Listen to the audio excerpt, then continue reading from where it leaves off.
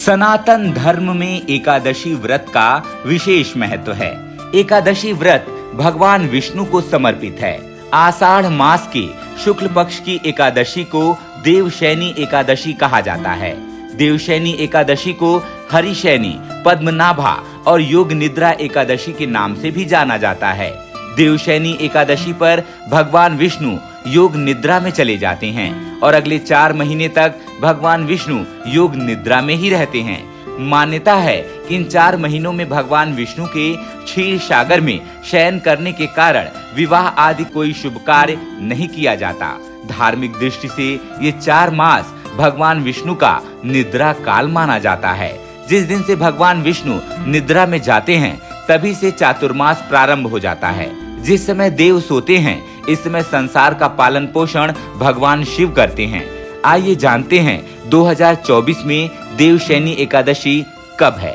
16 जुलाई को रात में 8:34 से एकादशी तिथि का आरंभ हो जाएगा और अगले दिन यानी 17 जुलाई को रात में 9:03 तक रहेगा। उदया तिथि में एकादशी की तिथि 17 जुलाई को होने के कारण देवशैनी एकादशी का व्रत इसी दिन रखा जाएगा। इसी के साथ 17 जुलाई से ही चातुर्मास का आरंभ भी हो जाएगा जो कि 12 नवंबर तक रहेगा।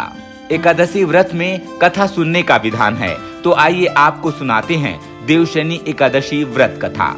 एक समय देवर्षि नारद जी ने भगवान ब्रह्मा जी से देवशैनी एकादशी के विषय में जानने की उत्सुकता प्रकट की।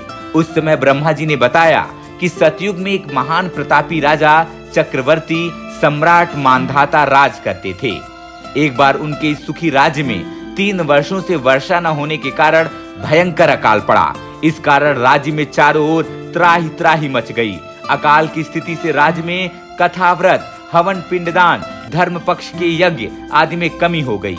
इस अकाल की स्थिति में प्रजा के पास अन्न नहीं था तो वो धार्मिक कार्यों में कहाँ रुचि रखती। प्रजा ने राजा के पास जाकर अपना दुख और सारी वेदना बताई। राजा तो पहले से इस स्थिति को लेकर काफी दुखी थे। वो सोच रहे थे कि ऐसा क्या पाप मैंने किया है जो इस प्रकार दंड मुझे मिल रहा है। इस स्थिति का कोई उपाय न मिलता देख राजा अपनी सेना सहित इसका उपाय खोजने के लिए वन की ओर निकल गए। इस दौरान वो कई महात्मा और मुनियों से आशीर्वाद लेते हुए घूमते रहे। एक दिन वन में उन्हें ब्रह्मा जी के पुत्र महर्षि अंगिरा जी मिले। राजा ने उनकी चरण वंदना की और उन्हें साष्टांग प्रणाम किया।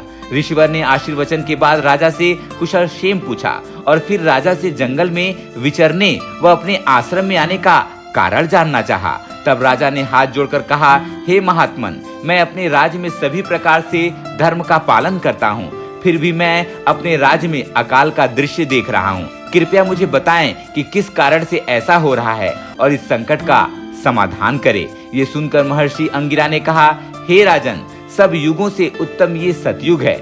इसमें छोटे से पाप का भी बड़ा भयंकर दंड मिलता है। इसमें धर्म अपने चारों चरणों में व्याप्त रहता है। राजा ने कहा कि कृपा करके आप कोई उपाय बताएं। महर्षि अंगिरा ने बताया, आषाढ़ माह में शुक्ल पक्ष की एकादशी, जिसे देवशैनी एकादशी भी कहा जाता है, आप उसका व्रत विधि पूर्वक करें तथा ब्राह्मणों को फलाहार के साथ दान दें। इस व्रत का प्रभाव आपको फल देगा और अवश्य वर्षा होगी। राजा महर्षि से उपाय जानकर उनकी आज्ञा लेकर तुरंत ही अपने राज्य की राजधानी की ओर लौट आए और अपने राज्य की प्रजा के चारों वर्णों सहित देवशैनी एकादशी का विधि पूर्वक व्रत किया। व्रत का प्रभाव ऐसा पड़ा कि उनके राज्य में बहुत ही मूसलाधार वर्षा हुई। प्रजा जनसुखी से नाचने लगी और फिर से पूरा राज्य धन धान्य से परिपूर्ण हो गया। राज्य में फिर से भक्ति और आनंद के साथ राज्य में कथा, व्रत, हवन, पिंडदान, धर्म पक्ष के यज्ञ आदि शुरू हो गए। ब्रह्म वैवर्त पुराण में कहे गए महात्म के अनुसार इस व्रत को करने से मनुष्य की सारी मनोकामनाएं पूर्ण होती हैं और अगर व्रती चातुर्मास का विधि पूर्वक पालन करे तो उसे मोक्ष के बाद गोलोक में वास मिलने का महाफल प्राप्त होता है। ऐसे ही वीडियो को देखने के लिए वीडियो को लाइक करें, चैनल को सब्सक्राइब करें और नोटिफिकेशन बेल को दबाना बिल्कुल ना भूलें।